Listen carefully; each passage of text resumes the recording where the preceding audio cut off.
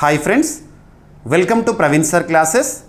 మొదటిసారి మన యూట్యూబ్ ఛానల్ని చూస్తున్న ప్రతి ఒక్క అభ్యర్థి ఇప్పుడే మన ఛానల్ని సబ్స్క్రైబ్ చేయండి. ఈ వీడియో కనుక నచ్చినట్లయితే లైక్ చేయండి. మీ ఫ్రెండ్స్ అందరికీ పోటీ పరీక్షలకు ప్రిపేర్ అవుతున్న ప్రతి ఒక్క ఆస్పిరెంట్కి ఈ వీడియో లింక్ని షేర్ చేయండి. ఇక ఈరోజు మే 24, 2025 వార్తలు నిలిచిన జాతీయ, అంతర్జాతీయ, రాష్ట్రీయ అంశాల గురించి, వార్తలు నిలిచిన వ్యక్తులు, అవార్డులు, పుస్తకాలు, మరి క్రీడా సంబంధిత సమాచారం, ఒక్కొక్క అంశాన్ని వివరంగా తెలుసుకుందాం. అంతకంటే ముందుగా నిన్నటి డైలీ కరెంట్ అఫైర్స్ వీడియోలో అడిగిన ప్రశ్నకి వివరణతో కూడిన సమాధానాన్ని చూద్దాము. సో ప్రశ్న వచ్చేసి, మనం ఈ వారంలోనే ఒక టాపిక్ని డిస్కస్ చేసాం మన డైలీ కరెంట్ అఫైర్స్ వీడియోలో. ప్రతిష్టాత్మక లేదా అంతర్జాతీయ స్థాయిలో గుర్తింపు పొందుతూ వార్తల్లోకి వచ్చిన ఒక పుస్తకం, ఇంటర్నేషనల్ బుకర్ ప్రైజ్ 2025 పురస్కార గ్రహీతగా హార్ట్ ల్యాంప్ సెలెక్టెడ్ స్టోరీస్ అనే ఒక పుస్తకం గురించి మనం డిస్కస్ చేసాం. దానిపైనే క్వశ్చన్. ఇటీవల వార్తలు నిలిచిన హార్ట్ ల్యాంప్ సెలెక్టెడ్ స్టోరీస్ అనే పుస్తకం యొక్క రచయితలు ఎవరు, ప్రత్యేకత ఏంటి? ఆ ప్రత్యేకత ఏంటి? అంతర్జాతీయ స్థాయిలో గుర్తింపు పొందుతూ వార్తల్లోకి వచ్చింది. ఆ గుర్తింపే ఒక ప్రతిష్టాత్మక పురస్కారం. ఆ ప్రతిష్టాత్మక పురస్కారం పేరే ఇంటర్నేషనల్ బుకర్ ప్రైజ్ 2025 ఇయర్గాను. సో ఇక్కడ పుస్తకం పేరు వచ్చేసి హార్ట్ ల్యాంప్ సెలెక్టెడ్ స్టోరీస్. ఇక్కడ ఇద్దరి పేర్లు మీరు గుర్తుంచుకోవాల్సి ఉంటుంది. ఎగ్జామినేషన్ పాయింట్ ఆఫ్ వ్యూ ఇద్దరు కూడా ఇంపార్టెంటే. ఫస్ట్ వచ్చేసి బాను ముష్తాక్. తను ఒక కథల సంపుటిని రచించడం జరిగింది. అంటే కలెక్షన్ ఆఫ్ స్టోరీస్, చిన్న చిన్న కథలు ఉంటాయి అన్నట్టు ఆ పుస్తకంలో. ఓకేనా? ఆ కథలు దేని గురించి వివరిస్తాయంటే, దక్షిణ భారతదేశానికి సంబంధించి మన సదర్న్ పార్ట్ ఆఫ్ ఇండియాలో బాలికలు, మహిళల ఆవేదన, పోరాటాలను ప్రతిభావంతంగా వివరించిన కథల సంకలనమే ఆ హార్ట్ ల్యాంప్ అనే ఒక పుస్తకం. ఆ హార్ట్ ల్యాంప్ అనేది ఏదైతే ఉంటుందో ఇది ఇంగ్లీష్ వర్షన్. హార్ట్ ల్యాంప్ అనే పేరుతో ఎవరు అనువదించడం జరిగింది అంటే దీపా బస్తీ గారు. గుర్తుంచుకోండి, దీపా బస్తీ గారేమో అనువాద రచయిత్రి, ఒరిజినల్. సో పుస్తకాన్ని రచించిన ఒరిజినల్ ఆథర్ ఎవరంటే బాను ముస్తాక్. గుర్తుంచుకోండి. మరి ఇంటర్నేషనల్ బుకర్ ప్రైజ్, మనం బుకర్ ప్రైజ్ అని పిలిచే వాళ్ళము. బుకర్ ప్రైజ్ని మ్యాన్ అండ్ బుకర్ ఇంటర్నేషనల్ ప్రైజ్గా 2005లో ప్రారంభించడం జరిగింది. ఆ తర్వాత 2019 నుండి ఇంటర్నేషనల్ బుకర్ ప్రైజ్గా ప్రకటించడం జరుగుతుంది. ముఖ్యంగా ప్రపంచవ్యాప్తంగా వివిధ భాషల్లో రచించిన పుస్తకాలు ఏవైతే ఉంటాయో వాటిని ఆంగ్లంలోకి అనువదించిన తర్వాత వాటికి ప్రకటించడం జరుగుతుంది. మరి ఈ పురస్కారంలో భాగంగా ప్రైజ్ మనీ ఎంత ఉంటుంది అంటే 50,000 యూరోస్. గుర్తుంచుకోండి. ఓకేనా? ఆల్రెడీ ఈ టాపిక్ని మనం డిస్కస్ చేసాం ఈ వారంలోని డైలీ కరెంట్ అఫైర్స్ వీడియోలో. చూడండి. సో అభ్యర్థులందరికీ నేను చెప్పేది ఏంటంటే, డైలీ కరెంట్ అఫైర్స్ వీడియోస్ని ప్రతిరోజు కూడా చూడండి. మీకు ప్రతిరోజు కూడా ఇస్తున్నాను, ఒక్కరోజు కూడా తప్పించట్లేదు. మీరు కూడా అనుకోండి, ప్రతిరోజు సార్ ఇస్తున్నాడు, మేము కూడా తప్పనిసరిగా వీడియోని చూడాల్సిందే. రానున్న పోటీ పరీక్షలను దృష్టిలో ఉంచుకొని ఏ పోటీ పరీక్ష అయినా, ఏ స్థాయి పోటీ పరీక్ష అయినా 100% మీకు యూస్ఫుల్గా ఉండాలని కరెంట్ అఫైర్స్ని జనరల్ స్టడీస్కి లింక్ చేస్తూ, స్టాటిక్ పాయింట్స్ని అడిషన్ చేస్తూ మీకు అందించడం జరుగుతుంది. అండ్ మీకు ఇక్కడ డైలీ కరెంట్ అఫైర్స్ వీడియోలో ప్రతిరోజు కూడా ఒక క్వశ్చన్ అనేది ఇస్తున్నాను. ఆ క్వశ్చన్ ఏదైతే ఉంటుందో, ప్రతిరోజు అడుగుతున్న క్వశ్చన్స్ ఏవైతే ఉంటాయో ఎంత ఇంపార్టెంట్ అంటే, డెఫినెట్గా రానున్న పోటీ పరీక్షల్లో ఆ టాపిక్స్ నుండి కానివ్వండి, ఆ ప్రశ్నని మీరు నేరుగా చూసే అవకాశాలు ఉంటాయి. మీకు ఎక్స్ప్లెనేషన్ కూడా ఇస్తున్నాను నెక్స్ట్ డే. సో ప్రతిరోజు వినండి, సమాధానం ఇవ్వండి. ఈరోజు ప్రశ్న వీడియో చివరిలో ఉంటుంది. ప్రతి ఒక్కరు కూడా వీడియోని లైక్ చేసి వీడియోని ఎండ్ వరకు చూడండి. చివరిలో ప్రశ్నకి సమాధానాన్ని కామెంట్ బాక్స్లో సమాధానం రూపంలో ఇవ్వండి. ఓకేనా? ఇక ఫస్ట్ టాపిక్ ఈరోజు, సుప్రీంకోర్టు ప్రసూతి సెలవులపై కీలక తీర్పునివ్వడం జరిగింది. ఆ కీలక తీర్పు దేనికి సంబంధించి చూద్దాము. ప్రసూతి సెలవులు మనకు దేశంలోనే అత్యున్నత చట్టం మన రాజ్యాంగం. Supreme law of the land in India is Indian constitution. అటువంటి రాజ్యాంగంలో ఫోర్త్ పార్ట్ ఏం తెలుపుతుంది? DPSP, directive principles of state policies. DPSPs, directive principles of state policy అంటే ఏంటి? These are the directives that are given to the government of the day that is ruling us. మనల్ని పరిపాలిస్తున్న ప్రభుత్వాలు ఎలా పరిపాలించాలి, రాజ్యాంగము అధికారంలో ఉన్న ప్రభుత్వాలు ఏవైతే ఉంటాయో వాటికి ఇచ్చే ఆదేశాలే ఆదేశిక సూత్రాలు. సింపుల్గా అంటే ప్రభుత్వం వినియోగించుకోవాల్సిన అధికారాల గురించి తెలియజేస్తుంది ఆదేశిక సూత్రాలు. అందులో మనం ఆదేశిక సూత్రాలు ఎక్కడ చూస్తామో ఆర్టికల్ 36 నుండి 51 వరకు చూస్తాం కదా, అందులో ఆర్టికల్ 42 ఇంపార్టెంట్. ఇప్పుడు లింక్ చేసుకోవాల్సిందే. మనకు రాజ్యాంగంలో ఆర్టికల్స్ని చదవడం ఒక ఎత్తు, ఆ చదివిన కాన్సెప్ట్ ఏదైతే ఉంటుందో సమయానుకూలంగా లింక్ చేయడమే ఇంపార్టెంట్. లింకింగ్ అనేది ఇంపార్టెంట్. సో ఇక్కడ ఆర్టికల్ 42 ఏం చెప్తుంది? పని ప్రదేశాల్లో ప్రత్యేక సౌకర్యాల గురించి తెలుపుతుంది. పని ప్రదేశాల్లో ప్రత్యేక సౌకర్యాలు అంటే ఉదాహరణకి మహిళలు ఉన్నారు. మహిళలు కొన్ని ప్రత్యేక సౌకర్యాలు పొందాల్సి ఉంటుంది. ఉదాహరణకి ఒక ప్రభుత్వ ఉద్యోగి తన ఉద్యోగ సమయంలో తను ఉద్యోగం చేస్తున్నప్పుడు గర్భం దాల్చింది అనుకోండి, ప్రెగ్నెంట్ అయ్యారు అనుకోండి, వారికి ప్రత్యేక సౌకర్యాలు కల్పించడం అనేది రాజ్యం యొక్క బాధ్యత కదా. అందులో భాగంగా మనం ఏం చూస్తున్నాము, 1961 చట్టం ఆధారంగా మెటర్నిటీ లీవ్స్ అంటాం కదా, ప్రసూతి సెలవుల చట్టం అంటాము. ఏ సంవత్సరం అంటారు? 1961. సో ఇక్కడ మహిళ గర్భం దాల్చిన మహిళకి 6 నెలల పాటు వేతనంతో కూడిన సెలవులను చట్టం ద్వారా ఇస్తున్నారు. మహిళ హక్కుగా పొందుతుంది. ఇటీవల ఒక కాంట్రవర్సీ అనేది జరిగింది దీని విషయంలోనే. ఆ కాంట్రవర్సీ ఏ రాష్ట్రానికి సంబంధించి అంటే తమిళనాడు రాష్ట్రానికి సంబంధించి. సో ఇక్కడ స్టోరీ ఏంటంటే, తమిళనాడులో ఒక ప్రభుత్వ ఉపాధ్యాయురాలు, తనకు ఆల్రెడీ మ్యారేజ్ అయిపోయింది, 2 పిల్లలు ఉన్నారు, రీసెంట్గా మళ్ళీ మ్యారేజ్ చేసుకుంది, తర్వాత తను ఉద్యోగాన్ని కొనసాగిస్తూ వస్తుంది. ప్రభుత్వ ఉపాధ్యాయురాలు, గవర్నమెంట్ టీచర్. ఇక్కడ తను టీచర్గా ఉంటూనే రీసెంట్గా సెకండ్ మ్యారేజ్ అయిందన్నాను కదా, మళ్ళీ గర్భం దాల్చింది. దాల్చిన తర్వాత సో తను గవర్నమెంట్కి రిక్వెస్ట్ లెటర్ పెట్టింది. So I'm pregnant, I want to take maternity leaves, లేదంటే ప్రసూతి సెలవులను పొందాలనుకుంటున్నానని చెప్పేసి తను అప్లికేషన్ పెట్టారు. దీనిపైన ప్రభుత్వం చెప్పిన మాట ఏంటంటే, ఆల్రెడీ 2 పిల్లలు ఉన్నారు, గవర్నమెంట్ రూల్ ప్రకారము 2 పిల్లల వరకే గరిష్టంగా ప్రసూతి సెలవులు పొందడానికి అవకాశం ఉంటుంది. కానీ ఇక్కడ జరిగింది ఏంటంటే, తను ప్రభుత్వ ఉద్యోగంలో చేరకముందే తనకు 2 పిల్లలు ఉన్నారు, రీసెంట్గా సెకండ్ మ్యారేజ్ అయింది, మరొకసారి తను ప్రెగ్నెంట్ అయింది. మరి ఇంతవరకు ఆ 2 కాన్పులు ఏవైతుంటే అప్పుడు తను ప్రసూతి సెలవులను వాడుకోలేదు, అప్పుడు ఉద్యోగం కూడా రాలేదు. సో ఉద్యోగం వచ్చిన తర్వాత ఫస్ట్ టైం తను ప్రెగ్నెంట్ అవుతున్నారు, కాబట్టి నాకు రావాల్సిందే కదా అని చెప్పేసి జరిగింది. సో కోర్టును ఆశ్రయించడం జరిగింది. సో దీనిపైన విచారించిన న్యాయస్థానం సుప్రీంకోర్టు ఏం చెప్పిందంటే, గర్భం దాల్చిన మహిళ ఎవరైతే ఉంటారో ప్రసూతి సెలవులు పొందడం అనేది తన యొక్క హక్కు అని ఈ చట్టాల గురించి, ఈ ఆర్టికల్ గురించి చెప్పేసి తనకు సెలవులను మంజూరు చేయడం జరిగింది. ఇది జరిగింది. ఓకేనా? సో ఇక్కడ చూడండి, సుప్రీంకోర్టు మరోసారి మహిళలకు ప్రసూతి సెలవులు ఇవ్వడం మాతృత్వ హక్కులో భాగమని స్పష్టం చేసింది. ప్రసూతి సెలవులు మహిళలకు సంతానాన్ని పొందే హక్కులో అత్యంత కీలకమని హైకోర్టు పేర్కొంది. ఏ సంస్థ అయినా మహిళలకు ప్రసూతి సెలవు హక్కును హరించరాదని సుప్రీంకోర్టు వ్యాఖ్యానించడం జరిగింది. తమిళనాడు రాష్ట్రానికి చెందిన ఒక ప్రభుత్వ ఉపాధ్యాయురాలు తన 2వ పెళ్లి తర్వాత బిడ్డకు జన్మనిచ్చేందుకు ప్రసూతి సెలవులకు దరఖాస్తు చేస్తే ఆమెకి అధికారులు నిరాకరించారు. ఆమె మొదటి వివాహం ద్వారా 2 పిల్లలు ఉన్నారు, కానీ 2వ పెళ్లి తర్వాత మాత్రమే ప్రభుత్వ ఉద్యోగంలో చేరింది. తను మొదటి 2 కాన్పులకు ప్రసూతి సెలవులు తీసుకోలేదు. తమిళనాడు ప్రభుత్వం రాష్ట్ర నిబంధనల ప్రకారం తొలి 2 కాన్పులకి మాత్రమే సెలవులు ఇస్తామని చెప్పేసి వాదించింది. అది గవర్నమెంట్ రూల్, చట్టాల ఆధారంగా. పిటిషనర్ తరపున న్యాయవాది ఏం చెప్పారంటే, వాదనలు వినిపించారు. ప్రభుత్వ నిర్ణయం ప్రాథమిక హక్కులను హరించడమేనని పేర్కొనడం జరిగింది. కోర్టు మహిళ ఉద్యోగి 2వ వివాహంలో కూడా ప్రసూతి సెలవుల హక్కు ఉంటుందని తేల్చి చెప్పింది. అంటే మహిళకు మద్దతు ఇస్తూ హక్కు గురించి ప్రస్తావించడం జరిగింది. సో మెటర్నిటీ బెనిఫిట్ యాక్ట్ 1961 గుర్తుంచుకోండి. చట్టాలపైన అడుగుతారు. డౌరీ ప్రొహిబిషన్ యాక్ట్ మనకి 1961. సో ఇటువంటి చట్టాలు ఏవైతే ఇటీవల కాలంలో రెగ్యులర్గా డిస్కస్ చేస్తున్నారో వాటి లింక్ చేసుకోండి. ఓకేనా? ఎనఫ్. ఇక ఎలక్షన్ కమిషన్ ఆఫ్ ఇండియా, కేంద్ర ఎన్నికల సంఘం అంటాము. రాజ్యాంగబద్ధ సంస్థ. ఏదైనా ఒక సంస్థ గురించి లేదా కమిషన్ గురించి, ఒక బాడీ గురించి డిస్కస్ చేసేటప్పుడు అది రాజ్యాంగబద్ధ సంస్థన, దట్ మీన్స్ కాన్స్టిట్యూషనలా లేదా స్టాచ్యుటరీ, ఆ చట్టబద్ధ సంస్థన లేదా ఎగ్జిక్యూటివ్ బాడీ, ఇలాంటివి చూడాలి. కేంద్ర ఎన్నికల సంఘం అనేది మనకు రాజ్యాంగబద్ధ సంస్థ. రాజ్యాంగబద్ధ సంస్థ అని చెప్తే మళ్ళీ మీకు ఏం ఐడియా రావాలి? మరి రాజ్యాంగబద్ధ అంటే దేశంలోనే అత్యున్నతమైన రాజ్యాంగంలో ఉండాలి. రాజ్యాంగంలో ఎక్కడ ఉంది, ఏ భాగంలో ఉంది, ఏ ఆర్టికల్లో దాని గురించి ప్రస్తావన ఉంది, అవి చూడాలి. అలా ఒక్కదానిపైన ఒకటి మనం క్వశ్చన్ వేసుకోవాలి. So part 15 of Indian constitution, రాజ్యాంగంలో 15వ భాగం. ఏ ఆర్టికల్ నుండి ఏ ఆర్టికల్ వరకు నేర్చుకుంటాము?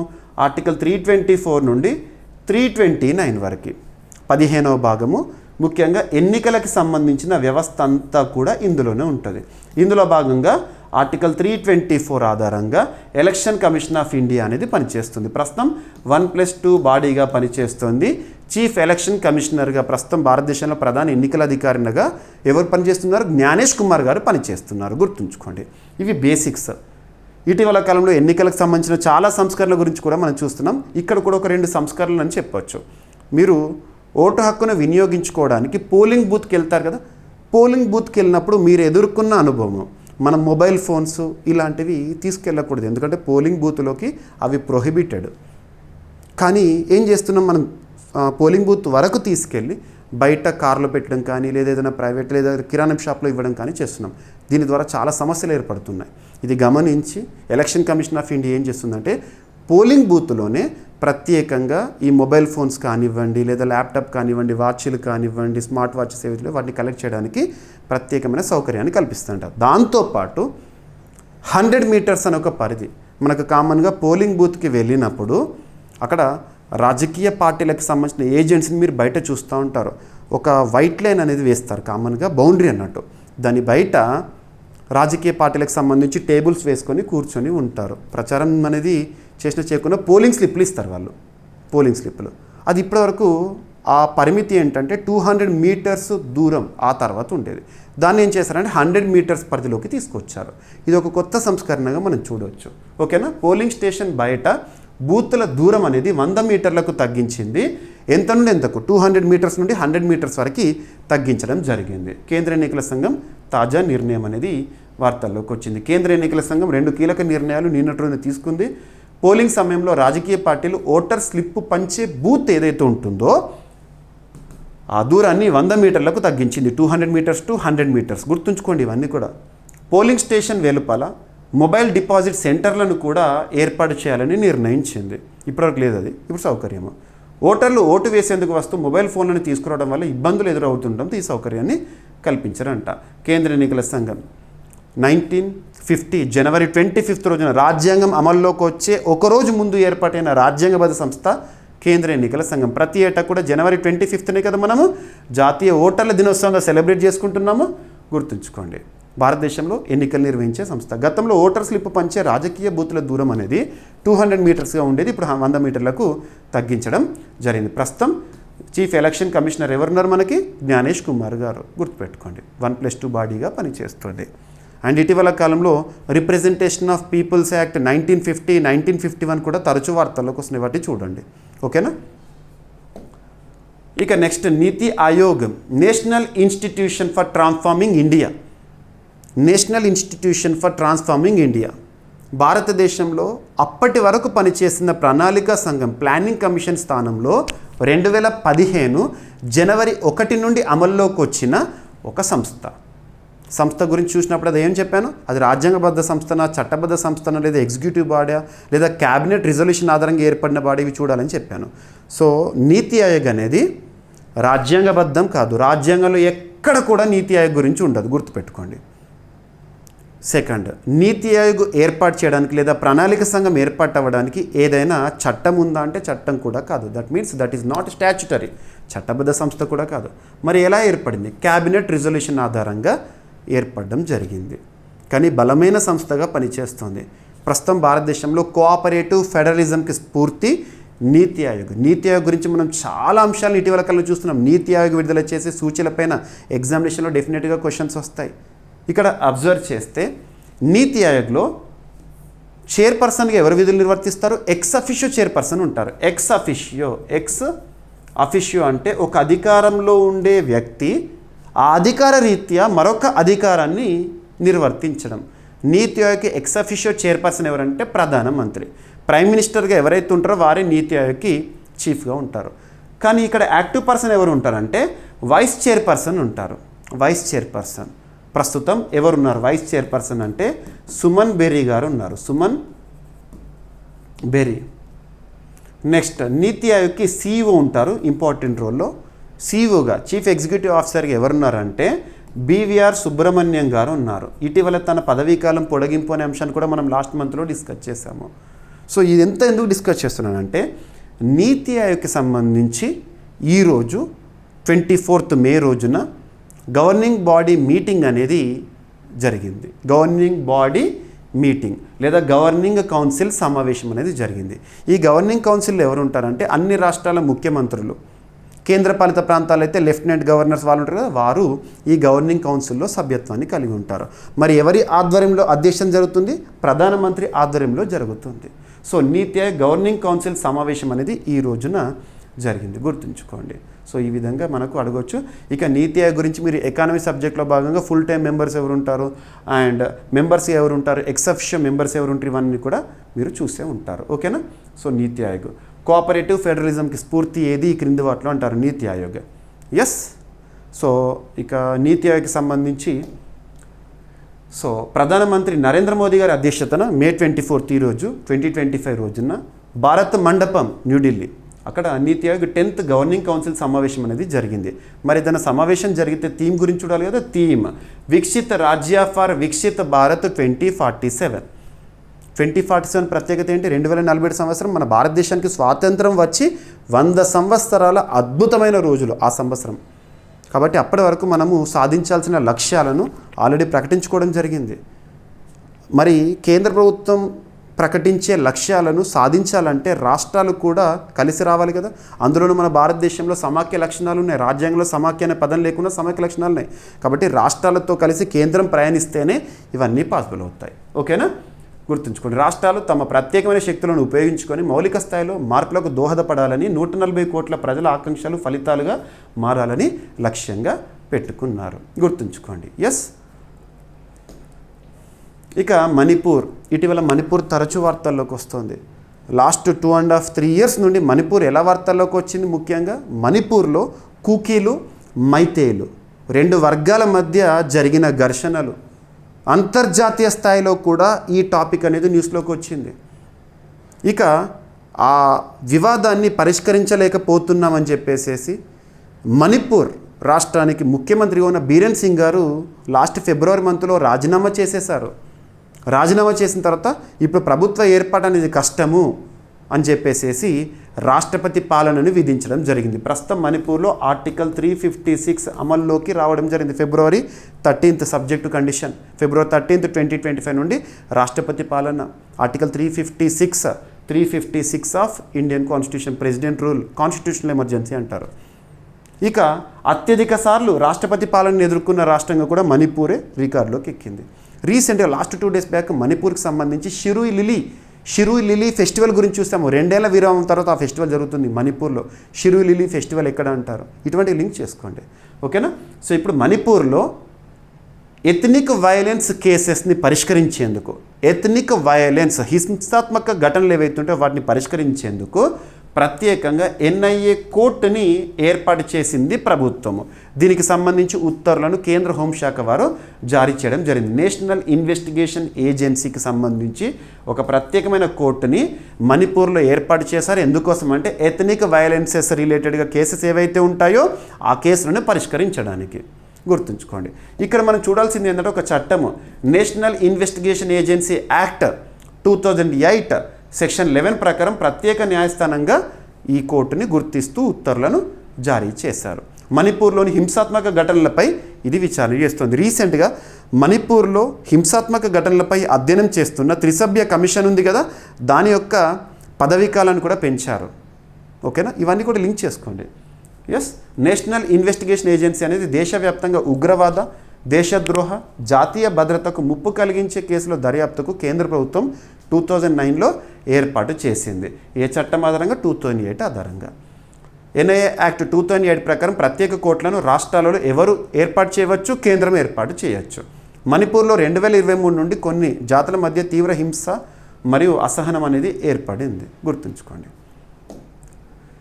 ఇక భారత్తో రక్షణ ఒప్పందాన్ని రద్దు చేసుకుంటూ బంగ్లాదేశ్ న్యూస్లోకి వచ్చింది. ముఖ్యంగా బంగ్లాదేశ్లో ప్రస్తుతం మనం చూస్తే యూనిస్ ప్రభుత్వం భారతదేశానికి చాలా దూరంగా ఉంటుంది. గతంలో షేక్ హసీనా గారు ఉన్నప్పుడు, బంగ్లాదేశ్లో ఉన్నప్పుడు, అధికారంలో ఉన్నప్పుడు భారత్ బంగ్లాదేశ్ సత్సంబంధాలతో ఉండేది.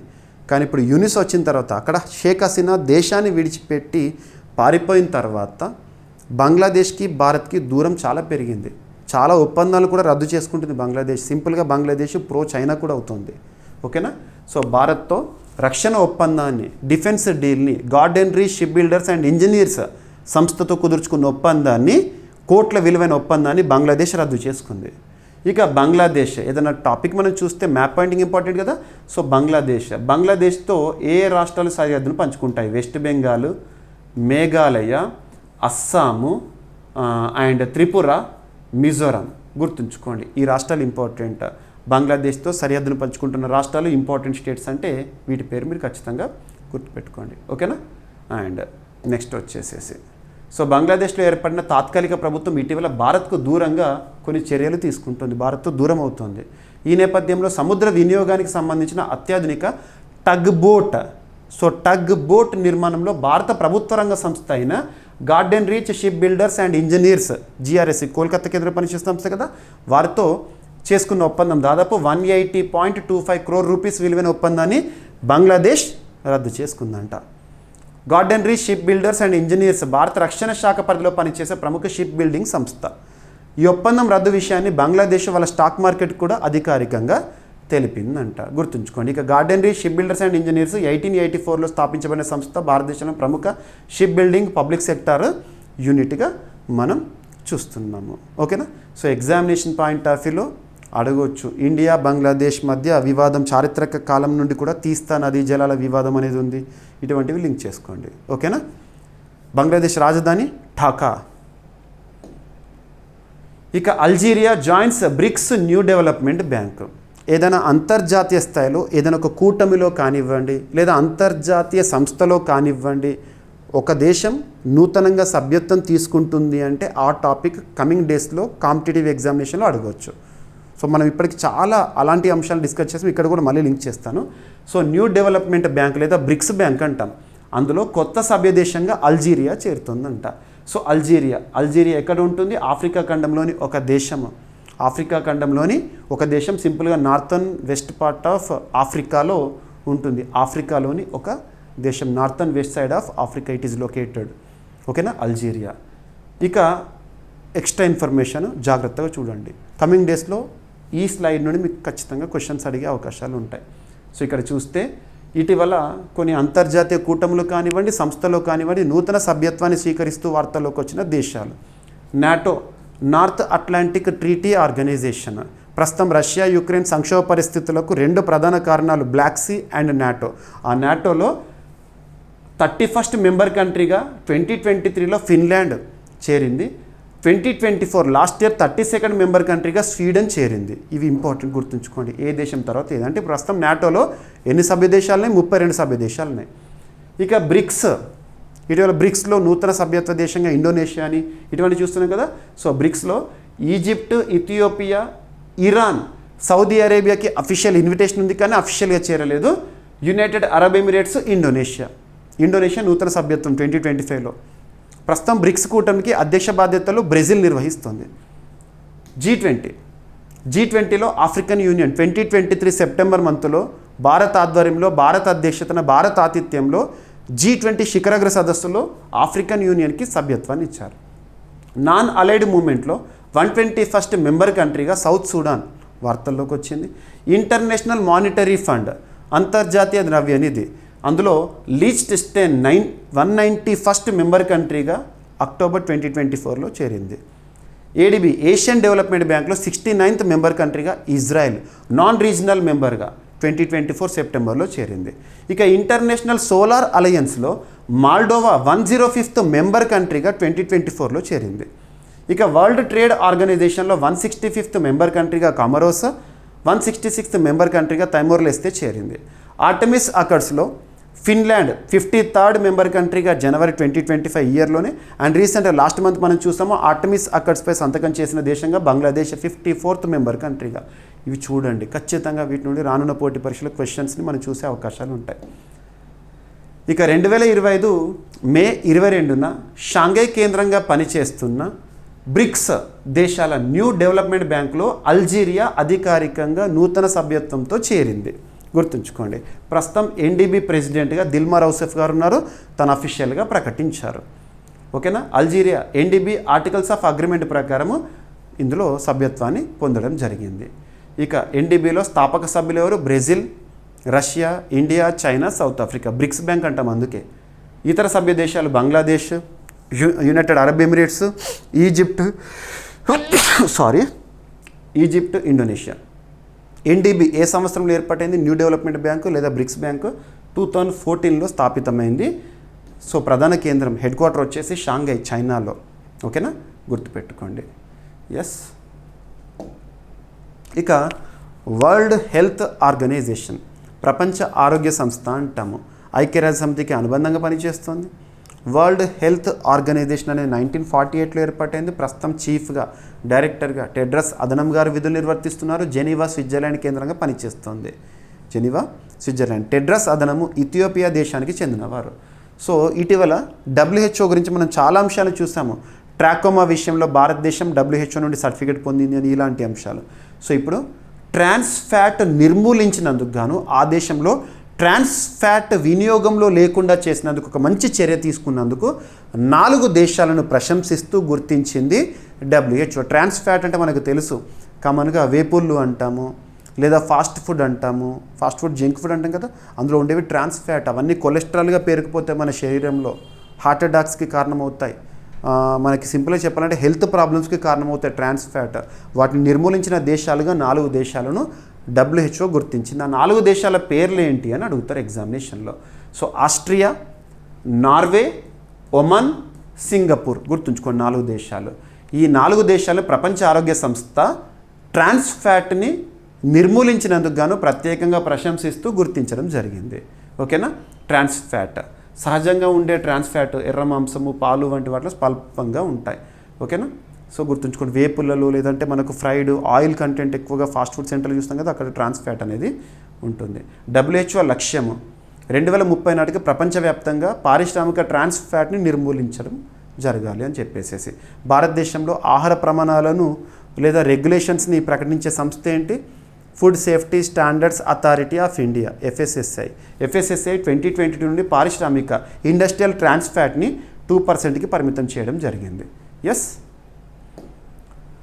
ఇక కొంకన్ రైల్వే కార్పొరేషన్ భారతదేశంలోని మొట్టమొదటి కార్పొరేషన్ ఇండియన్ రైల్వేస్లో విలీనం అవుతూ వార్తల్లోకి వచ్చింది. దీనికి సంబంధించి మహారాష్ట్ర ప్రభుత్వం అఫీషియల్గా అనౌన్స్ చేసింది. So Konkan railway corporation limited ఎందులో విలీనమైంది? ఇండియన్ రైల్వేస్లో విలీనం అవ్వడం జరుగుతుంది. సో మహారాష్ట్ర ప్రభుత్వం కొంకన్ రైల్వే కార్పొరేషన్ లిమిటెడ్ను ఇండియన్ రైల్వేస్లో విలీనం చేయడానికి అధికారికంగా అనుమతినిచ్చింది. దీని ద్వారా కొంకన్ రైల్వే కార్పొరేషన్ లిమిటెడ్ పూర్తిగా భారతీయ రైల్వేలో కలిసిపోయే మార్గంలో ఇక చివరి అడ్డంకి అనేది తొలగిందంట. సో 1990స్లో రైల్వే మంత్రిత్వ శాఖ ఆధ్వర్యంలో ప్రత్యేక ప్రయోజన సంస్థగా కొంకన్ రైల్వే కార్పొరేషన్ లిమిటెడ్ అనేది ఏర్పాటైంది. దీని కింద మొత్తం 741 కిలోమీటర్లు ఉంది. మహారాష్ట్ర, గోవా, కర్ణాటక, కోస్తా, కేరళ రాష్ట్రాల గుండా రోహా నుండి మంగళూరుకు కొనసాగుతుంది ఈ రైల్వే లైన్ అనేది. ఎస్. సో సరిపోతుంది. భారతదేశంలో పూర్తి స్థాయిలో ఇంటిగ్రేట్ అయ్యే తొలి ప్రధాన రైల్వే కార్పొరేషన్ ఏది అంటే కొంకన్ రైల్వే కార్పొరేషన్. గుర్తుంచుకోండి. ఎస్. ఎన్ఎఫ్. సో ఎగ్జామినేషన్లో అడగవచ్చు. ఎస్. ఇటీవల రైల్వేకి సంబంధించి స్వరైల్ అనే ఒక సూపర్ యాప్ ఇటువంటి లింక్ చేసుకోండి. బ్రెస్ట్ క్యాన్సర్ను గుర్తించే ఒక బయోసెన్సర్ని తయారు చేస్తూ లేదా బయోసెన్సర్ని ఇన్నోవేట్ చేస్తూ NIT శాస్త్రవేత్తలు న్యూస్లోకి వచ్చారు. NIT శాస్త్రవేత్తలు. So national institute of technology Rourkela సరికొత్త సెమీకండక్టర్ ఆధారిత బయోసెన్సర్ని అభివృద్ధి చేసింది. రూర్కెలా అంటే ఇక్కడ ఒడిషా రాష్ట్రము. ఓకేనా. ఈ బయోసెన్సర్ ద్వారా ఖరీదైన లేదా సంక్లిష్టమైన ల్యాబొరేటరీ పరీక్షలు అవసరం లేకుండా బ్రెస్ట్ క్యాన్సర్ కణాలను గుర్తించవచ్చంట. రసాయనాల అవసరం లేకుండా పనిచేస్తుంది. ఆరోగ్యవంతమైన కణాలు, క్యాన్సర్ కణాల మధ్య తేడాను స్పష్టంగా గుర్తించే కెపాసిటీ అనేది దీనికి ఉంటుంది. ఒక సెమీ కండక్టర్ ఆధారిత బయోసెన్సర్. దీని యొక్క ఉద్దేశం ఏంటి? బ్రెస్ట్ క్యాన్సర్ని గుర్తించే ఒక బయోసెన్సర్. ఎగ్జామినేషన్లో ఇటువంటి ఇన్నోవేషన్స్ గురించి మనం తరచూ చూస్తున్నాం కదా, IITs, IISc ఇన్నోవేషన్స్. ఆ ఇన్నోవేషన్ చేసిన శాస్త్రవేత్తలు ఎవరు, ఏంటి ఆ ఇన్నోవేషన్, దాని యొక్క ప్రత్యేకత, ప్రయోజనం ఏంటి చూస్తే సరిపోతుంది. అది ఎలా పనిచేస్తుంది, ప్రిన్సిపల్ ఏంటి, ప్రొసీజర్ ఏంటి, ఇటువంటివి ఎగ్జామినేషన్లో అడగరు. ఓకేనా. గుర్తుంచుకోండి. బయోసెన్సర్లు అనేవి జీవ సంబంధ లక్షణాలను గుర్తించడానికి ఉపయోగించే పరికరాలంట. ఇక మధ్యప్రదేశ్ రాష్ట్రంలో ప్రస్తుతం అధికారంలో ఉంది ఎవరు? BJP. మోహన్ యాదవ్ గారు ముఖ్యమంత్రిగా విధులు నిర్వర్తిస్తున్నారు. ఇటీవల మధ్యప్రదేశ్, మహారాష్ట్ర 2 రాష్ట్రాల మధ్య తపతీ నది విషయంలో ఒప్పందం అనేది కుదిరింది. ఇటువంటి చూడండి, ఇక్కడ అబ్జర్వ్ చేస్తే మనం రీసెంట్గా రహదారి ప్రమాదాల గురించి కేంద్ర ప్రభుత్వం ప్రారంభించిన ఒక కొత్త పథకం గురించి డిస్కస్ చేశాము. గుడ్ సమారిటన్స్ గురించి తరచు చూస్తున్నాం. ఇక్కడ రహవీర్ స్కీమ్ అనేది రీసెంట్గా మధ్యప్రదేశ్ ప్రభుత్వం ప్రారంభించింది. ఇందులో భాగంగా ఏంటంటే కామన్గా మీరు ఎప్పుడైనా ప్రయాణం చేస్తున్నప్పుడు, వెహికల్లో ప్రయాణం చేస్తున్నప్పుడు మీ చేతిలో కారు ఉందనుకోండి, అటువంటప్పుడు మీరు వెళ్తున్న ప్రయాణంలో ఎక్కడైనా ఏదైనా యాక్సిడెంట్ జరిగింది, ఓ బైక్ కానివ్వండి లేదా ఆటో కానీ ఏదైనా యాక్సిడెంట్ అయ్యి పాపం వాళ్ళు కింద పడిపోయి బ్లడ్లో ఉన్నారు. అటువంటి పరిస్థితుల్లో మనం ఏం చేయాలి? సో చూస్తూ వెళ్ళిపోవడం, ఫొటోస్ తీయడం కాదు. వాళ్ళని ఏం చేయాలంటే అవి గోల్డెన్ అవర్స్, అవి ఇంపార్టెంట్. ఆ టైం ఇమ్మీడియట్గా వాళ్ళని హాస్పిటల్కి చేర్చగలిగామనుకోండి, నిండు ప్రాణాలను మనం బ్రతికించిన వాళ్ళం అవుతాం, పుణ్యం ఉంటుంది. మరి ఇటువంటి చేయకుండా చాలామంది ఏం చేస్తారు, వాళ్ళని తీసుకెళ్తే ఒకవేళ నేను ప్రయాణంలో కనుక ఉన్నప్పుడు వాళ్ళు నా వెహికల్లో ఉన్నప్పుడు మరణిస్తే నేను పోలీస్ స్టేషన్లో చుట్టూ తిరగడము, లేదంటే హాస్పిటల్లో జాయిన్ చేస్తే అక్కడ నా పేరు రాయడము, ఈ పోలీస్ వాళ్ళు వచ్చేసేసి నా మీద ఎంక్వైరీ చేయడం, ఇటువంటివి జరుగుతాయని భయపడుతూ ఉంటారు. కానీ గుడ్ సమారిటన్గా ఉండాలి మనము. కొన్ని ఆ సమయంలో అవన్నీ ఆలోచించకూడదు, వాళ్ళని తీసుకెళ్ళి హాస్పిటల్లో జాయిన్ చేయాలి. దీనికి సంబంధించి అలా చేసిన వారు ఎవరైతే ఉంటారో, గుడ్ సమారిటన్స్ ఎవరైతే ఉంటారో, అంత మంచి పని చేసిన వారైతే వాళ్ళను ప్రోత్సహించేందుకు మధ్యప్రదేశ్ ప్రభుత్వము ఒక న్యూ స్కీమ్ని ప్రారంభించింది. అదే రహవీర్ స్కీమ్, రహదారి.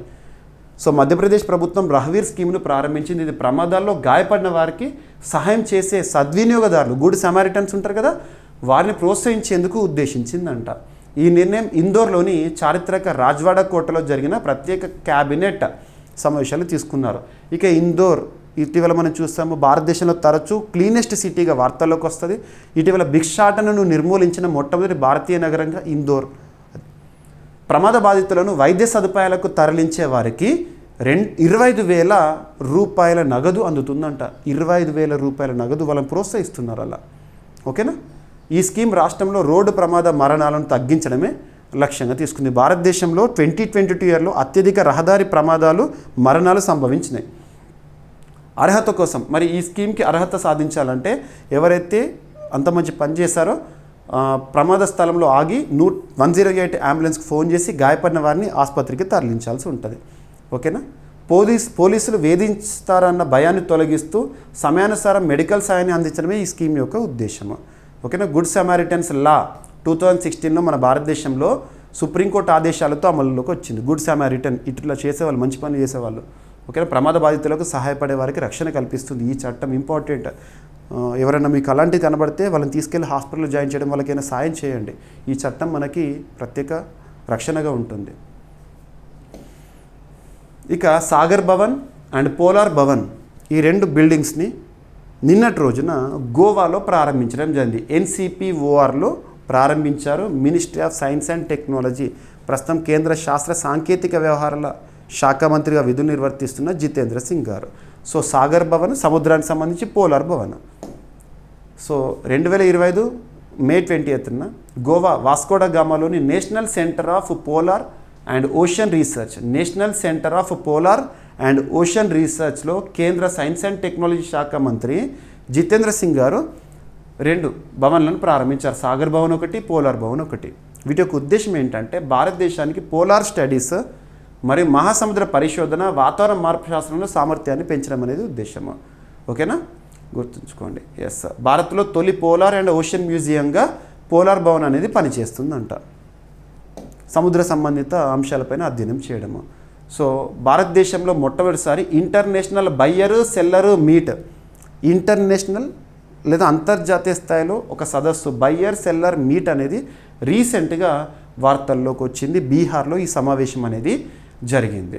సో ఇక్కడ అబ్జర్వ్ చేస్తే ఎందుకు ఉద్దేశం అంటే to Boost GI and agricultural and processed food products from Bihar. Bihar రాష్ట్రం నుండి జాగ్రఫికల్ ఇండికేషన్ ట్యాగ్ ఉన్న అగ్రికల్చరల్ ఐటమ్స్ కానివ్వండి, ప్రాసెస్ ఫుడ్స్ని కానివ్వండి, అంతర్జాతీయ స్థాయిలో గుర్తింపు ఇవ్వడము. మనం బీహార్ అంటేనే మిథిలా మఖానా గుర్తొస్తుంది, మిథిలా మఖానా ఇటువంటివి. ఓకేనా? మరి ఈ సమావేశాన్ని ఎవరెవరు నిర్వహించారంటే ministry of food processing and industries, APEDA agriculture and processed foods exports development authority, వీళ్ళే భారతదేశం నుండి, ఈ అపెడా సంస్థనే భారతదేశం నుండి వ్యవసాయ ఉత్పత్తులను వివిధ దేశాలకు ఎగుమతి చేయడంలో ప్రోత్సహించే సంస్థ. మినిస్ట్రీ ఆఫ్ కామర్స్ పరిధిలో పనిచేస్తుంది.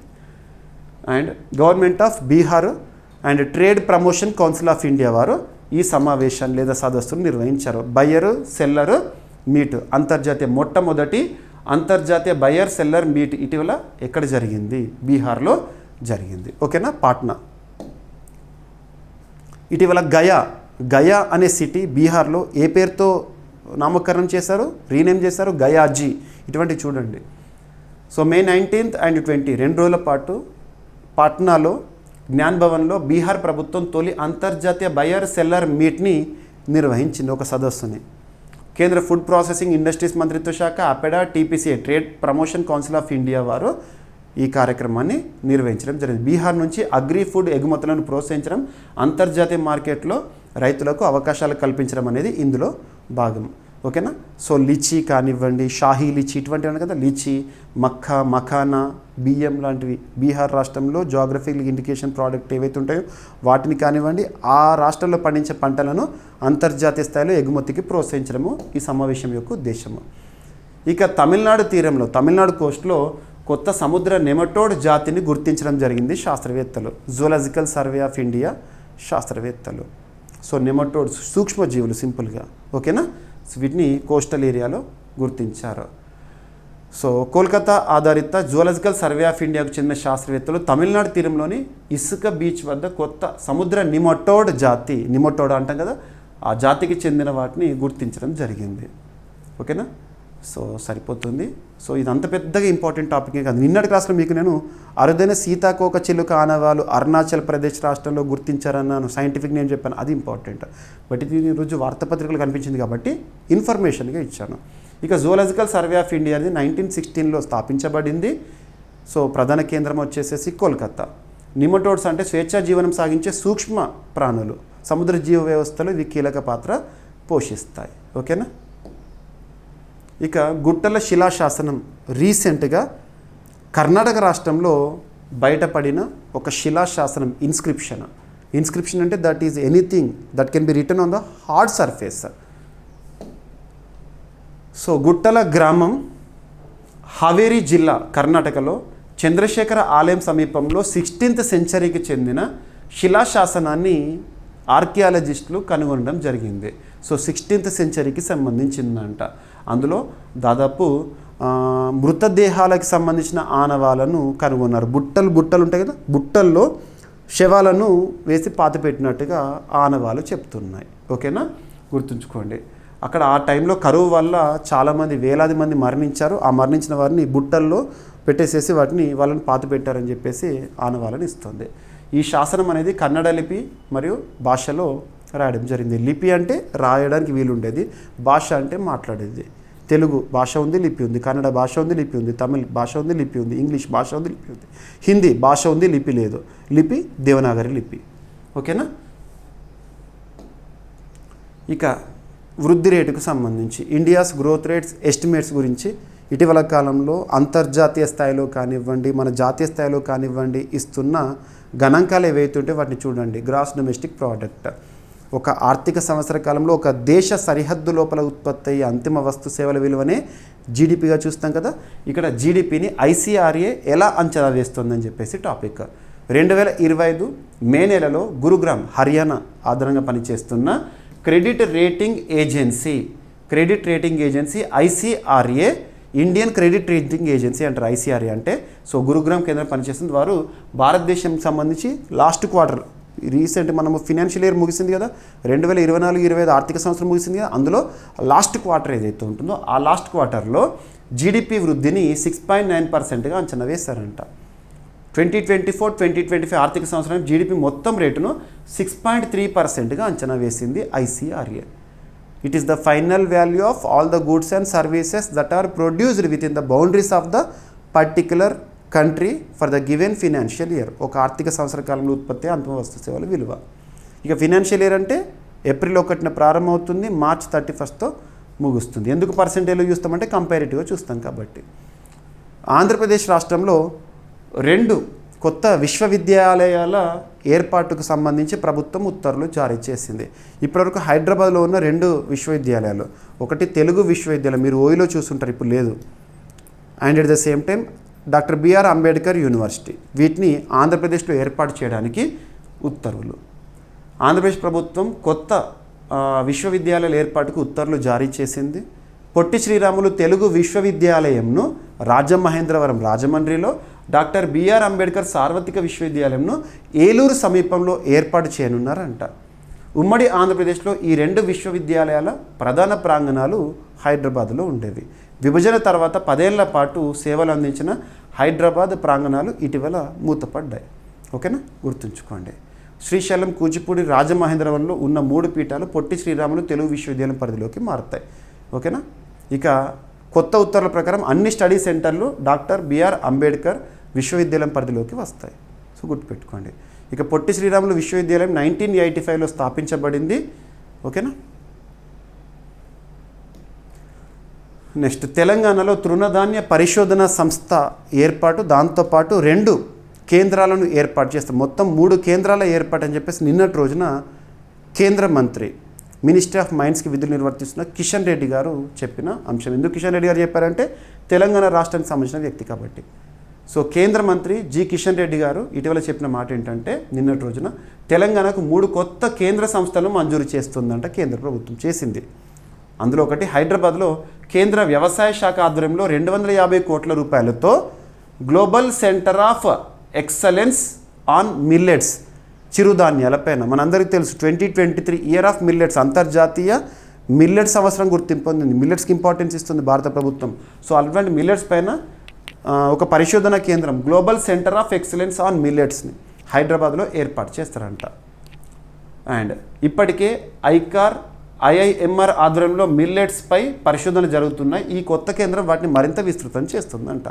ఓకేనా, సరిపోతుంది. నెక్స్ట్ వచ్చేసేసి వికసిత్ భారత్ కింద ఐటీఐ, ఇండస్ట్రియల్ ట్రైనింగ్ ఇన్స్టిట్యూట్స్ ఉంటాయి కదా, ఐటీఐ, వాటి అప్గ్రేడేషన్ కోసం 60,000 కోట్ల రూపాయలతో హైదరాబాద్తో పాటు భువనేశ్వర్, చెన్నై, కాన్పూర్, లుధియానాలో ట్రైనింగ్ ఫర్ ట్రైనర్స్ సెంటర్లను ఏర్పాటు చేస్తారు. ఒకటేమో global centre of excellence on millets హైదరాబాద్లో, ఇంకొకటి ట్రైనింగ్ ఫర్ ట్రైనర్స్ ఐటీఐకి సంబంధించి. నెక్స్ట్ వచ్చేసి రైల్వే సెక్యూరిటీ. సో రైల్వేలో ప్రమాదాలను అరికట్టడానికి కవచ్ సిస్టమ్ అని చూస్తాం కదా, దానికి సంబంధించి రైల్వే సెక్యూరిటీ కోసం 300 కోట్ల రూపాయలతో సికింద్రాబాద్లో కవచ్ సెంటర్ ఆఫ్ ఎక్సలెన్స్ను స్థాపించేందుకు కేంద్ర ప్రభుత్వం అనుమతిని ఇచ్చింది. ఓకేనా, గుర్తుంచుకోండి. ఎస్. సో అదనపు సమాచారం ఏదైతే మీకు ఇక్కడ ప్రొవైడ్ చేస్తున్నానో, కరెంట్ అఫైర్స్ టాపిక్స్ని ఏదో వార్తాపత్రికల్లో కనిపిస్తున్న అంశాలను నేరుగా చెప్పట్లేదు నేను, దాన్ని జనరల్ స్టడీస్కి లింక్ చేస్తూ లేదా స్టాటిక్ పాయింట్స్ని అడిషన్ చేస్తూ ఇస్తున్నాను. సో మీకు నోట్ మేకింగ్ అనేది చాలా టైం పడుతుంది అని అడిగేసరికి చాలామంది ఆస్పిరెంట్స్ రిక్వెస్ట్ మేరకి మీకు నేను డైలీ కరెంట్ అఫైర్స్ సంబంధించి పీడిఎఫ్ కోర్స్ని, టెస్ట్ సిరీస్ కోర్స్ని కూడా లాంచ్ చేశాను. మన యాప్లో అందుబాటులో ఉంది. ఇప్పటివరకు మన యాప్ ఇన్స్టాల్ చేసుకుని వారు ఎవరైనా ఉంటే ఇన్స్టాల్ చేసుకోండి. GVK study circle app, GVK study circle app లింక్ని ఈ వీడియో కింద కామెంట్ బాక్స్లో పోస్ట్ చేస్తాను, పిన్ చేస్తాను కామెంట్ని. లింక్ క్లిక్ చేసి యాప్ని ఇన్స్టాల్ చేసుకోండి. మీకు అన్ని కోర్సెస్ కూడా మీకు అందుబాటులో ఉన్నాయి. రానున్న పోటీ పరీక్షను దృష్టిలో ఉంచుకొని 100% మీకు యూస్ఫుల్ అవుతాయి ప్రతి ఒక్క కోర్స్ కూడా. ఓకేనా. ఇక తెలంగాణలో ఎలక్ట్రానిక్స్ ఉత్పత్తులకు భారీ ఊతం, ఒక ఒప్పందం అనేది అంతర్జాతీయ స్థాయిలో రీసెంట్గా తైవాన్లో ఒక సదస్సులో జరిగిన ఒప్పందం అనేది వార్తల్లోకి వచ్చింది. సో ఎలక్ట్రానిక్స్ తయారీలో తెలంగాణ మరో ముందడుగు వేసిందంట. రాష్ట్రంలో ట్యాబ్లెట్స్ లేదా కంప్యూటర్లు, ల్యాప్టాప్లు వంటి ఎలక్ట్రానిక్ ఉత్పత్తుల తయారీకి 6 యునైటెడ్ అనే సంస్థ మరియు రిజల్యూట్ కంపెనీల మధ్య వ్యూహాత్మక ఒప్పందం అనేది జరిగింది. ఇక్కడ తైవాన్లో జరుగుతున్న అంతర్జాతీయ ఎలక్ట్రానిక్స్ కమ్యూనికేషన్ టెక్నాలజీ ప్రదర్శన ఏదైతే ఉంటుందో, కంప్యూటెక్స్ అనే ఒక సదస్సులో ఈ ఒప్పందం అనేది జరిగింది. మన ప్రతినిధులు సంతకాలను చేయడం జరిగింది. ఓకేనా. కంప్యూటెక్స్ ప్రపంచంలోని అతిపెద్ద ఎలక్ట్రానిక్స్ టెక్నాలజీ ఎగ్జిబిషన్స్లో ఒకటే అంట. ఎస్. ఒప్పందంపై 6 United CEO Michael, Resolute Group senior vice president Sachin Batra మరియు తెలంగాణ ప్రభుత్వ పరిశ్రమ పెట్టుబడి విభాగం అదనపు CEO గారు సంతకాలను చేయడం జరిగింది. గుర్తుంచుకోండి. ఓకేనా. ఇక స్పోర్ట్స్ సంబంధించి నీరజ్ చోప్రా, ఇటీవలే నీరజ్ చోప్రా ఒక రికార్డు సృష్టించాడు. తను విసిరిన ఆ జావెలిన్ ఏదైతే ఉంటుందో సుదూర ప్రయాణించిన తన కెరీర్లోనే హైయెస్ట్ అని చెప్పేసి చూసాం మనము. మరొకసారి ఇంకొక టోర్నీలో సెకండ్ పొజిషన్లో నీరజ్ చోప్రా నిలిచాడు. హర్యానా రాష్ట్రానికి సంబంధించిన వారు ఒలింపిక్స్లో 2 సార్లు పథకాలు సాధించారు. సో టోక్యో ఒలింపిక్స్ 2021లో జరిగింది కదా, అందులో గోల్డ్ మెడల్ని, రీసెంట్గా ప్యారిస్ ఒలింపిక్స్ 2024లో రజత పథకాన్ని గెలుపొందిన మన భారతీయుడు. సో భారత జావెలిన్ స్టార్ నీరజ్ చోప్రా వరుసగా 2వ టోర్నీలో 2వ స్థానాన్ని సంపాదించాడు. ఐర్లాండ్ అథ్లెటిక్స్ మీట్, ఇది పోలాండ్లో హజోలో జరిగింది. ఈరోజు అన్ని వార్తాపత్రికలు మీరు చూస్తుంటారు. అందులో నీరజ్ 84.14 మీటర్ల దూరం జావెలిన్ విసిరి ద్వితీయ స్థానాన్ని దక్కించుకోవడం జరిగింది. గుర్తుంచుకోండి, ఓకేనా. సో రీసెంట్గా డైమండ్ లీగ్లో సెకండ్ పొజిషనే, అండ్ ఐర్లాండ్ అథ్లెటిక్స్ మీట్లో కూడా సెకండ్ పొజిషనే. మొదటి స్థానంలో జర్మనీ ఆటగాడు జూలియన్ వెబర్. ఇతనే ఇంతకుముందు ఏమిటి మనము చూసాము, రీసెంట్గా డైమండ్ లీగ్ అన్నాం కదా, అందులో కూడా మొదటి స్థానంలో ఇతనే. ఈ ఐర్లాండ్ అథ్లెటిక్స్ మీట్లో కూడా ఇతనే మొదటి స్థానము. సెకండ్ పొజిషన్ ఏమో మన నీరజ్ చోప్రా, ఓకేనా, గుర్తుంచుకోండి. ఇక టెస్ట్లకు ఆంజెలో మాథ్యూస్ వీడ్కోలు. వాస్తవానికి శ్రీలంక క్రికెట్ అనేది ఒకప్పుడు అద్భుతం. ఇండియా వర్సెస్ శ్రీలంక మ్యాచ్లు మీరు చూసే ఉంటారు. గొప్ప గొప్ప ప్లేయర్లు సనత్ జయసూర్య, కుమార్ సంగక్కర, మహేల జయవర్ధనే, ఇటువంటి ప్లేయర్స్ ఉండేవారు. అంతకంటే ముందు రణతుంగ, ఇటువంటి వారు, డిసిల్వా, అటువంటి వారు. సో ప్రస్తుత కాంటెంపరీ వాళ్ళు శ్రీలంకకి ప్రాధాన్యత అంత కనబడట్లేదు. ఒకప్పుడు శ్రీలంక మంచి టీమే. ఇప్పుడున్న టీంలో అయితే బెస్ట్ ప్లేయర్గా చెప్పే ఒక వ్యక్తి ఆంజెలో మాథ్యూస్. మంచి ఆల్రౌండర్, 100కు పైగా టెస్టుల్లో శ్రీలంక తరపున ఆడిన వ్యక్తి, కెప్టెన్ కూడా. ఇటీవల టెస్టులకి వీడ్కోలు పలుకుతూ ఆంజెలో మాథ్యూస్ తీసుకున్న నిర్ణయం. 2009లో కెరీర్ ప్రారంభం, ఇక 2025లో కెరీర్కి వీడ్కోలు. ఈరోజు క్వశ్చన్, ప్రతి ఒక్కరు కూడా సమాధానాన్ని ఇవ్వండి. సో పిఎం మిత్ర ఫుల్ ఫామ్ ఏంటి? ప్రతి ఒక్కరు కూడా ఆ యాక్రోనిమ్ ఏదైతే ఉంటుందో ఫుల్ ఫామ్ ఇవ్వండి. ఇది దేనికి సంబంధించింది, ఏ రంగానికి సంబంధించింది, దేశంలో ప్రస్తుతం ఎన్ని పిఎం మిత్ర పార్కులను ఏర్పాటు చేస్తున్నారు, ఎక్కడెక్కడ ఏర్పాటు చేస్తున్నారు, ఆ లొకేషన్స్ గుర్తుంచుకోండి. తెలుగు రాష్ట్రాల్లో ఎక్కడైతే ఉంటుందో ఆ లొకేషన్ పేరు కూడా ఇవ్వండి. ఎస్, సో ఇంపార్టెంట్, రానున్న పోటీ పరీక్షను మనం ఎక్స్పెక్ట్ చేయొచ్చు ఈ టాపిక్ నుండి. ఇక ఈరోజు టాపిక్స్ని క్విక్ రివిజన్ చేస్తే, ఫస్ట్, సుప్రీంకోర్టు ప్రసూతి సెలవులపైన కీలక తీర్పునిచ్చింది నిన్నటి రోజున. అండ్ పోలింగ్ స్టేషన్ బయట బూత్ల దూరం అనేది 100 మీటర్లకు తగ్గింపు.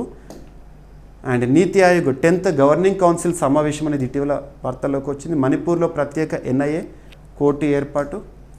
నెక్స్ట్, భారత్తో రక్షణ ఒప్పందాన్ని రద్దు చేసింది బంగ్లాదేశ్. న్యూ డెవలప్మెంట్ బ్యాంక్లో కొత్త సభ్యదేశంగా అల్జీరియా. అండ్ ట్రాన్స్ ఫ్యాట్ నిర్మూలనకు 4 దేశాలకు గుర్తింపు ఇచ్చింది WHO. And Konkan railway corporation limited Indian రైల్వేస్లో విలీనము. బ్రెస్ట్ క్యాన్సర్ను గుర్తించే బయోసెన్సర్ని NIT రూర్కెలా శాస్త్రవేత్తలు అభివృద్ధి చేశారు. అండ్ రహవీర్ స్కీమ్ రహదారులకు సంబంధించి. అండ్ సాగర్ భవన్, పోలార్ భవన్ గోవాలో ఇటీవల ప్రారంభమై వార్తల్లోకి వచ్చినాయి. అండ్ బీహార్లో తొలి అంతర్జాతీయ బయర్ సెల్లర్ మీట్ అనేది న్యూస్లోకి వచ్చింది. అండ్ తమిళనాడు తీరంలో కొత్త సముద్ర నెమటోడ్ జాతి గుర్తింపు. అండ్ గుట్టల శిలాశాసనం కర్ణాటకలో ఇటీవల. అండ్ భారతదేశ వృద్ధి అంచనాలను ICRA ఎలా అంచనా వేస్తోంది. ఆంధ్రప్రదేశ్ రాష్ట్రంలో 2 కొత్త విశ్వవిద్యాలయాల ఏర్పాటుకు సంబంధించి ఉత్తర్వులు. తెలంగాణలో తృణధాన్య పరిశోధన సంస్థ మరియు 2 ఇతర పరిశోధన సంస్థలు. తెలంగాణలో ఎలక్ట్రానిక్స్ ఉత్పత్తులకు భారీ ఊతం ఇవ్వడానికి ఒప్పందము. నీరజ్ చోప్రా 2వ స్థానంతో నిలిచారు ఇటీవల వార్తల్లోకి వచ్చిన ఐర్లాండ్ అథ్లెటిక్స్ మీట్లో కూడా. అండ్ ఆంజెలో మాథ్యూస్ క్రికెట్కి వీడ్కోలు పలుకుతూ వార్తల్లోకి వచ్చాడు. నెక్స్ట్, పిఎం మిత్ర అనగానే ఏంటి, దేనికి సంబంధించింది, దేశంలో ఎన్ని పిఎం మిత్ర పార్కులను ఏర్పాటు చేస్తున్నారో అవి ఎక్కడ. సో ప్రతి ఒక్కరు కూడా సమాధానాన్ని కామెంట్ బాక్స్లో ఇవ్వండి. సో వీడియోని లైక్ చేయండి, మీ ఫ్రెండ్స్ అందరికీ వీడియో లింక్ని షేర్ చేయండి, ప్రతిరోజు వీడియోని చూడండి, ఓకేనా. సో ఏమైనా మిస్లీనియస్ టాపిక్స్ ఉంటే నో నీడ్ టు వరీ, రేపటి క్లాస్లో జోడించి మళ్ళీ డిస్కస్ చేస్తాను. రేపు కలుద్దాం. Thank you.